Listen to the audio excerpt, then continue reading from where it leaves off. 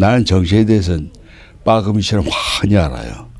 그다음에 안철수는 난 좀 기대를 했어요. 왜? 박근혜 혼자 여성 대통령은 힘들어.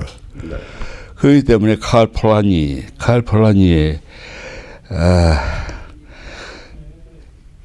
이원 집정제가 신시사회, 세계 신시경제의 새로운 창조를 위해서는 남자와 여자 사이의 이원 집정제가 유리하다 이런 걸 알고 있기 때문에 네. 안철수가 과연 젊은이들이 지지하는 것처럼 그건 컴퓨터 바이러스 치료해 줬으니까 네. 애들이 좋아한 거죠. 그렇겠죠. 그러면 그런 융합과학이라든가 이런 이론을 정치에 적용해서 저 박근혜 씨를 좀 보조를 하면 좋겠다 이런 생각을 해서 네. 안철수한테 기대를 좀 걸었어. 그래서 이원 집정제 얘기를 했던 겁니다 처음에. 네. 그런데 한 열흘 동안 떠드는 걸 가만 보니까 좀 미안합니다만 깡통이야. 정치의 깡통은 백해무익입니다. 한국은 전시 상태야. 네. 항상. 그래서 정치를 하려면 한국 같은 나라에서는 4강과 양백지간 러시아와 아메리카가 대결하고 있고 주변에 4대 강국이 대결해 있고 남과 북이 찢어져 있고 경상도와 전라도가 경제적으로 갈등하고 있는 조건에서 정치는 안 한다 하더라도 항상 병법을 머리에 둬야 하는 겁니다. 네. 병법. 무서운 얘기죠. 할 수 없어요. 그런 조국이니까. 그렇다면 어떻게 해야 돼요? 안철수가 어떻게 해야 되느냐. 그런데 깡통이라면 보조가 될까? 보조가. 박근혜에 대한 보조가. 그래서 내가 깡통이다 했어요. 실된지 모르지. 그러나 깡통은 깡통이지 무슨. 보시오. 깡통인 증거가 나왔죠. 자기가 뭐라고 했든지 간에 조금이라도 문재인이 지지한 거 아니에요? 그렇죠. 네. 그러면 정치, 그중에 선거, 대통령 선거에서 제일 중요한 게 뭡니까? 표 아니에요? 표죠. 아니에요? 표죠. 그럼 표는 누가 찍는 거예요? 지가 찍는 거예요? 국민이 찍는 거죠. 그럼 그 국민이 문재인을 찍었나 안 찍었나 확인하는 게 최종적인 정치적 네. 과정 아니에요? 그런데 누구를 찍었는다 보지도 않고 하루 전에 스탠포드로 도망가 버려? 네. 그게 정치예요? 그런데 스탠포드에서 한국 마이크가 딱 앞으로 어떻게 할 거냐 들어가니까 안철수 대인 가라사대 앞으로 또 정치를 하겠다. 그러면 그 얘기를 듣고 국내에서 신문 인터뷰 왔길래 뭐라고 내가 얘기해야 돼? 여전히 깡통입니다. 그렇게 말 안 해도 돼요? 그러면 안철수 교수가 정치적인 지식이 부족하다고 생각을 하십니까? 그렇지 않으면 지식이 네. 부족한 건 더 말할 것도 없고 자질이 부족한 거죠. 어떤 면에서 자질이 부족하다고 생각하십니까? 간단히 얘기합시다. 조선에 현대가 있기 이전에 정치가 없었습니까? 있었죠. 네. 그러면 유학, 공자의 동네는 거기가 정치인데 거기서 아주 간단한 상식이 있어요. 신원서판이 뭡니까? 정치할 사람은 신원서판이 먼저 전제돼야 돼. 신, 몸이 발라야 돼요. 율곡의 지신장이라든가 이렇게. 눈이 반듯해야 되고 머리칼이 반듯해야 돼. 왼쪽으로 내려가서 안 돼요. 그리고 걸음걸이가 똑바로 되고 늠름해야 되고 말이 정확해야 돼요. 네. 그다음에 즉 학문과 글과 그런 것들이 다 정확해야 돼.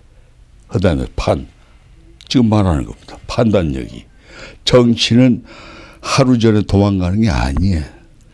또 한다고 되는 게 아니에요. 그렇다면 신원서판이 분명치 않고 걸음걸이도 쩡쩡쩡쩡하고 애새끼 그런 걸 가지고 말하는 것도 쩡쩡쩡쩡하고 얼굴 변화도 꼭 애새끼 같고 머리는 또 왜 이리 내렸어. 요즘 조금 올렸던데요. 그러니까 그런 자를 정치를 하겠다고 정치는 존경을 받아야 돼요.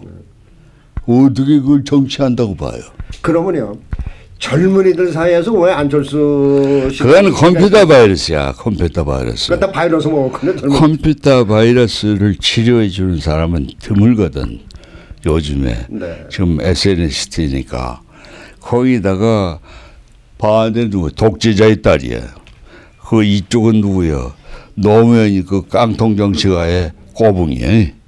그 하는 말마다 꼭 도둑놈 같은 말만 하고 눈깔 돌아가는 거 보시오. 그 눈깔. 나는 얼굴을 중요시해요. 형 정치가에게. 눈 돌아가니까 꼭 도둑놈 눈깔 돌아가는 게 그렇게.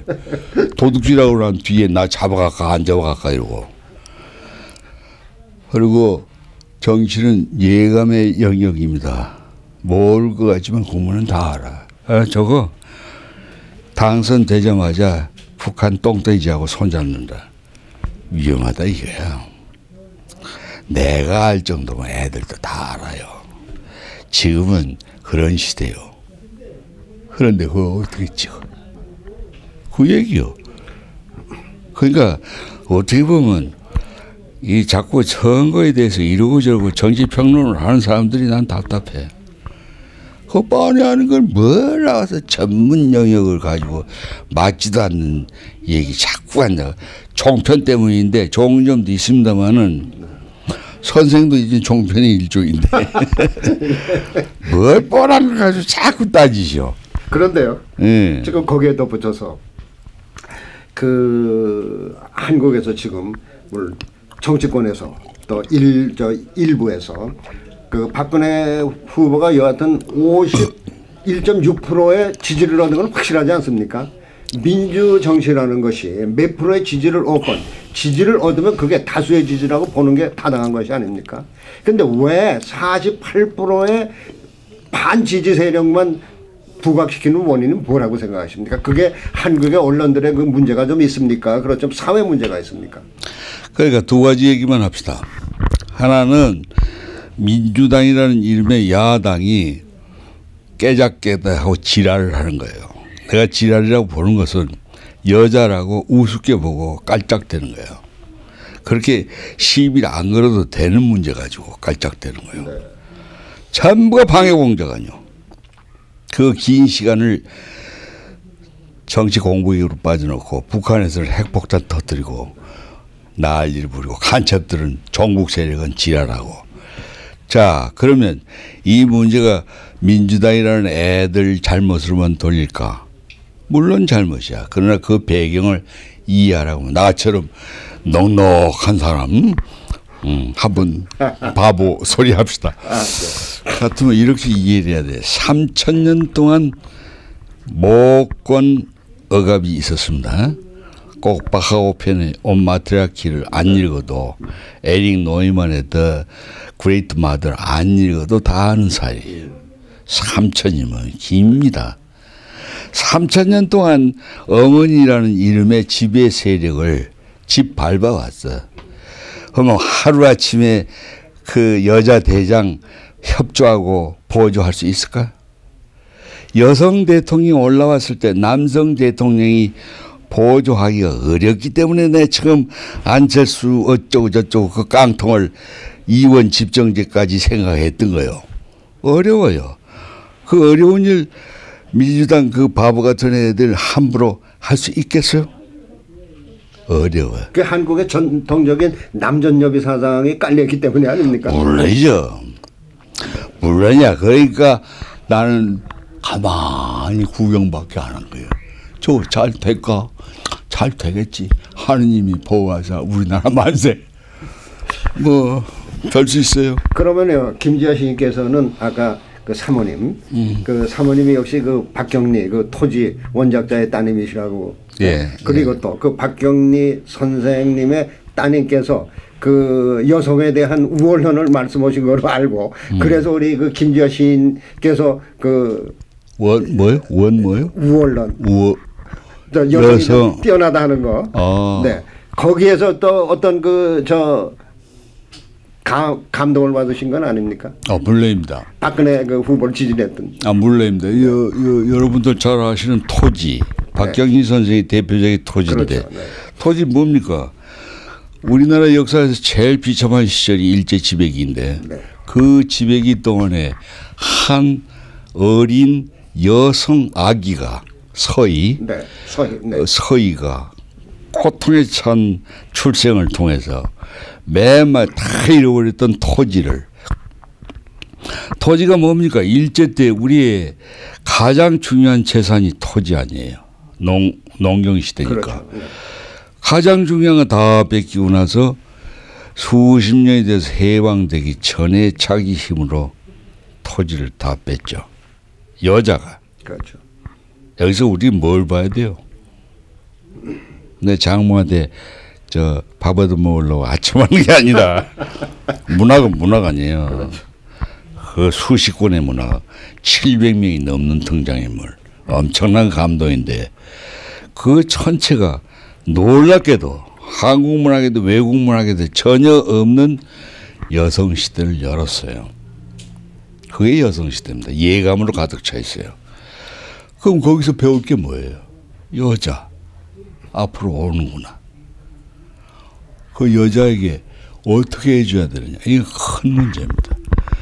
그러면 우리 마누라는 나는 수없이 많은 그리고 긴 시간을 감옥에서 박정희 독재 밑에 그걸 이용해 먹으려는 김정일이 깡통 공산주의 때문에 두 사이에 끼어서 엄청난 고통을 당했습니다.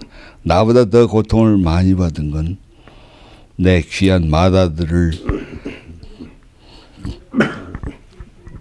탄생시킨 우리 아내죠. 정보부하고 빨갱이들 사이에서 지지보고 그래서 3번이나 칼로 살해 위협을 당했습니다. 사실입니다. 내가 이제까지 말을 안 한 건 아내가 민주화 과정에는 선만 아니라 악도 필요하다. 네. 그 사람의 아주 연세대학교에서 그거 가르쳐 줍니까? 안 가르칩니다. 그렇다면 악한 놈도 기여한 건 있다. 이게. 그럼 자칭 공산당도 기여했고 반대로 우파 독재자도 기여했다. 너만 당신만 죄가 아니다 이 말이야. 네. 내가 기분 나쁘지만 다 들었어요. 왜? 왜는 여러분이 다 아실 거고. 그러면 거기서 내가 배운 게 없을까요? 있겠죠. 그거요. 그러면 내 하도 긴 말이니까 다 안 하겠습니다. 여러분이 아시는 대로 내가 배울 건 배우고 지금도 그렇습니다. 네. 지금도 원보 엄마를 모시는 거 기분 나빠도 말을 안 하고 잘 안 돼요. 남자가 여자 모시기 참 힘들어요. 그래도 거침없이 큰절해야 된다는 게 동학의 가르침입니다. 해월 선생은 여자는 수천 년의 그 모건제 억압에서 짓밟혀 왔기 때문에 편성, 삐뚤어진 성격이 이미 역사적으로 형성됐다는 얘기야. 그러니까 그 말을 듣고 화내지 말라. 그 말을 들을 때마다 큰절 또 큰절을 해라. 그걸 통해서 수천 년 남성의 죄의식을 갚으라. 힘들겠죠. 또 후천계백, 지금이 후천계백입니다. 동학에서는. 기독교식으로 하면 뭐죠? 종말이죠. 일종의 종말이에요. 이 시기에는 여자와 아기들은 타고난 도인이다. 그러니까 여자와 아기들을 때리는 거는 하느님을 때리는 것이다. 이게 무섭습니다. 아, 여성 예찬론자 같습니다. 아, 물론입니다. 동학은 여성 예찬론입니다. 아, 그런데 그 아까 번에 그 토지에서 그 서희에 대한 이야기를 하지 않았습니까? 예. 서희가 그 강인한 그 힘으로 토지도 되찾고 한 가정을 그 이룩하는 그런 대목이 있지 않습니까? 그것은 물론 소설입니다. 그런데 우리 김기하 시인께서는 그 소설 속에 나오는 그 강인한 서희 같은 여성 현실 속에서 있을 수 있다는 얘기죠. 한국의 현실 속에서. 당연하죠. 네. 당연한 게 우리 마누라 아닙니까? 또 장모님이고. 네. 난 좋다기보다 못해요. 참 잘 안 돼. 기분 나쁘고 화나고 그렇지만은 내가 극복하는 길은 주어져 있어요. 네. 그러니까 잘 안 돼도 그 길로 가야 되는 게 내 일이니까 그것이 my only way죠. 뭐 그 수밖에 더 있어요. 혹시 그렇게 지금 그 장모님과 그 사모님을 지적하게 되면은 그 우리 김지아 시인께서 박근혜 그 대통령을 지지했던 그 신념이 조금 그 희석되는 수도 있겠는데 말입니다. 왜 희석돼요? 왜냐하면 나 그 사모님하고 그 장모님의 영향을 받았다 하면은 조금 뭔가 그렇게 뭐 있어요. 내가 정치하는 사람 아닌데 그런 건 상관없고 사실은 우리 집사람이 나도 박근혜 지지합니다. 한마디에서 좋다 이렇게 된 거예요. 네. 마누라가 나는 싫어 그랬으면 나도 영향받죠. 그러니까 우리 마누라가 박근혜를 지지한다. 그럼 됐네 이렇게 된 거죠. 그러면은 그 부인께서 박근혜 후보를 지지했다 하면은 무조건 지지가 아니라 뭔가 내가 믿는 그 우리 부인이 그 확고한 신념이 있으리라고 생각해서 따라간 거 아니겠습니까? 물론입니다. 네. 물론이요. 그 사람은 국가가 위태롭다 이렇게 봤던 거예요. 박근혜 아니면 국가가 위태롭다고 본 거예요. 빨라요. 중앙정보부하고 빨갱이들 사이에서 얼마나 부대꼈으면 그 판단력이 어떤 때의 정치적 판단력이 김지아보다 훨씬 윗길입니다. 네. 내가 거기서 깜짝깜짝 놀래요. 당신은 언제 그런 정치적 판단력이 섰느냐. 아니 자기가 감옥에 들어가서 사람 부대끼게 만들어 놓고 무슨 이제 와서 딴소리 얘기해. 내가 당신을 그랬대. 하하. 나 이래서 공부합니다. 주역의 이괴, 빗괴에 축빈우라고 구절이 있습니다. 여자의 숨겨져 있는 덕성을 키우는 겁니다. 누가? 빛이, 남자가. 그러니까 난 거기서 겨우 자존심을 얻습니다. 내가 감옥에 가서 마누라를 길러줬구나. 그러면요, 혹시 그 사모님의 그러한 예지를 그 우리 저 본국의 한국 사회에서도 잘 알고 있습니까? 모르죠. 알기를 바라지만 누가 지 맘대로 알아줘요? 그러면은 오늘 그 우리 방송의 그 김지아 시인님을 통해서 특종을 얻는 것 같습니다. 그 사모님의 새로운 그 면모를 이 우리 방송을 통해서 알리게 되니까요. 그러면 그런 관례가 없다 하더라도 나 돈 좀 주쇼. 예. 그런 세상이 돼야 하는 겁니다. 미국이든 한국이든. 특히나 미국과 한국은 인류 역사에 있어서 새로운 제3의 새로운 문명을 서로 손잡고 만들어야 돼요. 그게 내가 스탠포드에 강연하러 온 목적입니다. 네. 간태합덕. 네. 산과 물은 서로 운명적으로 손잡았다 이게. 한국이란 산과 미국이란 연못은 애당초부터 손을 잡았다니 믿거나 말거나. 그러면 현재 한국의 그 현실 문제에 대해서 조금 그 이야기를 나눠보겠습니다. 지금 그 김정은이 그 미사일을 쏘네 만에하는 여러 가지 그 긴박함, 그리고 개선공단의 일시 폐쇄, 여러 가지를 종합해서 볼 때 우리가 미주 지역에서 걱정하는 것은 한국의 그 간첩이 5만 명이 있다라든가, 또 그다음에 많은 종북 세력이 있기 때문에 어느 날 갑자기 간첩과 종북 세력이 들고 일어날 때는 그 우리 남한이 위태롭다는 그런 그 걱정들을 많이 하고 있는데, 사실 한국의 현실이 그렇습니까, 어떻습니까? 그 걱정을 해서 뭐래요? 우리 민족 특히 지난 60년 동안 산업화 민주화 둘 같이 촘스키 얘기처럼 둘을 같이 성취한 민족은 드물다.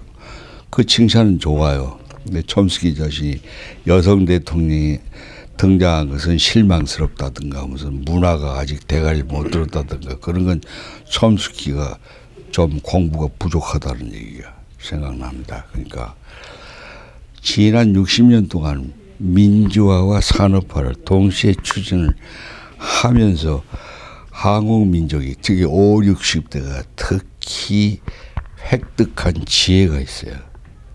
어떤 불안해도 끄떡 안 하는 겁니다. 나는 좋아 안 합니다. 주식시장 난 좋아 안 해. 뉴욕에서도 꽝 했고 전 세계가 반년을 시끄럽게 굴고. 그렇지만 한국의 강남 아줌마들 증권시장은 잘 아시죠? 이쪽이 제일 민감한 부분이에요. 그렇죠? 증권하는 사람들이. 그런데 핵폭탄 뻥 하고 올랐다 이제 발표됐는데 그날 주식 그래프가 단 1cm도 이동을 안 했습니다. 난 그것을 중요시해요. 사람들이 말로 하는 건 이 특히 공자 제자들이 왕왕되는 조선 반도에서 말이란 건 상당한 정도로 뭐랄까 데코레이션이냐 상당한 정도로 지금 내가 떠드는 것도 데코레이션일 수 있는데 그렇다고 제일 중요한 돈 감각이야. 이게 불안하냐 안 하냐를 증거해. 그 그래프가 하나도 안 변했다면 이 새끼들아 폭탄이든지 수소 폭탄이지 하려면 해라 임마. 내가 끄떡이나 하냐? 말도 안 된다 그럴 수 있죠. 안 움직인 건 사실이에요. 지금까지 움직여요. 근데 실제로 핵폭탄은 쓸 수 없는 거거든. 쓸 수 있어요? 핵은 맞불넣기 폭탄이에요. 러시아가 핵폭탄이 없었어요? 근데 왜 러시아가 망했죠? 미국이라는 핵폭탄이 저기 있는데 여기서 써요? 그럼 바로 때릴 텐데. 평양이 핵폭탄 써봐. 날라오고 중국도 날라오고 러시아도 날라오고 일본은 금방 만들어서 때릴 텐데. 그 어떤 바보가 거기서 핵폭탄을 터뜨려요. 그 29살 먹은 똥돼지 같은 놈 어디서 존재도 모르는 놈이 나타나고 쌍안경 들고 군대도 안 가본 놈이 오른쪽을 불질러라 왼쪽을 펄초해라. 지가 뭔데. 그러니까 이쪽에서 보는 것은 지랄하고 자빠졌네. 자 이래요 판이. 저 완전히 코미디야. 코미디입니까? 내가 보기엔 코미디야. 오적시 풍작감이야. 그러니까 꼼짝들 안 하는 거예요. 그러니까 그 남쪽 그러니까 한국의 국민들이 그만큼 초연하고 또 사태 판단을 정확하게 하고 있다는 얘기가 사태 되겠죠? 판단을 정확한 게 아니에요. 초연한 게 아니에요. 뭘 초연해? 조선 사람이 무슨 전부 도사인가? 어떻습니까? 그럼? 고생하다 보니까 감각이 그렇게 늘은 거지. 지랄하고 자빠졌대. 해보려면 해봐. 죽어도 난 돈 좀 벌란다니. 그런 그 한국민의 성향에 대해서 좀 걱정스러운 점은 없습니까? 있죠. 왜 없겠어요. 이제까지 내가 시 쓰는 것도 그 걱정에서 시를 쓰는 건데. 문제는 그 걱정이 있음에도 불구하고 잘했다는 게 아니라 사태가 그렇다 이게. 오늘 내가 이렇게 낮단에는 좋은 소리 하죠. 네. 오늘 김일성이 생일이요. 네 맞습니다. 김일성이 생일날 조선 사람이 이런 말을 해도 되는 거요? 그거 보시오. 네. 그렇게 아주 미래를 내다보는 감각이 없는 사람 아니냐. 김지아 저 새끼 바보 아니냐. 그럴지는 모르지만 이런 얘기를 하고도 내가 저녁에 밥을 먹을 거라는 거야. 그러니까 조선 사람이 그렇게 변했어요 지금. 변한 걸 안 변했다고 그래요? 오늘이 김일성의 생일이요. 김일성이 누구요? 그런 한국 국민들이 좀 그런 변화는 좀 우려스럽죠 사실. 우려서요? 미국이 좀 더우시고 그래. 안 더워요? 거의 바로잡을 수 있는 길은 없습니까?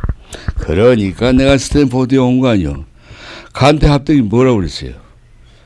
산과 물이 손을 잡으면서 미국과 한국이 손을 잡고 유럽 중심, 동양 중국 중심 이런 문명 말고 동서양이 융합하는 제3의 창조적 문명을 창조하자. 이게 태평양을 중심으로. 세계 경제도 대서양 중심에서 태평양 중심으로 옮기고 있고, 그리고 바이아들의 이윤의 이동 과정이 이미 나는 5개 나라의 경제 전문가들로부터 속속들이 얘기 듣고 있어요. 이미 허브가 바뀌었어요. 안토프 밑에 로텔담에서 웨스트에서 이스트 로텔담으로 바뀌. 이스트 로텔담이 조선반도 근처에 부산 같은데. 그러면 요 태평양에서부터 이제 새로운 경제가 일어나는데 어쩔 수 없어요. 미국 놈 잘생겼다. 난 코쟁이들 잘생겼다고 안 봐. 조선 놈도 별로 잘생기지도 않았어. 이제부터 태어나는 애기들이 잘생겼을 거예요. 여자들이 잘생기고. 그러나 태평양 저쪽에서 장사하는 놈, 이쪽에서 장사하는 놈이 서로 잘생겼다고 박수를 쳐야 돈벌이가 잘 되지. 미국 놈 잘생겼다. 아니나 저거 샌프란시스코 제1번 도로 이거 오면서 아니 어째서 캘리포니아 태평양 바닷가에 이 해안의 언덕, 나무, 숲, 집들이 딱 내 고향 같으냐. 사흘 동안 떠들어서 우리 마누라가 흉을 봐서 꼭 전생에 인디안 추장이었다고 내가. 그런데 하여튼 그렇게 가야 돼요, 역사가. 그러니까 미국과 한국은 친해질 수밖에 없어, 운명적으로.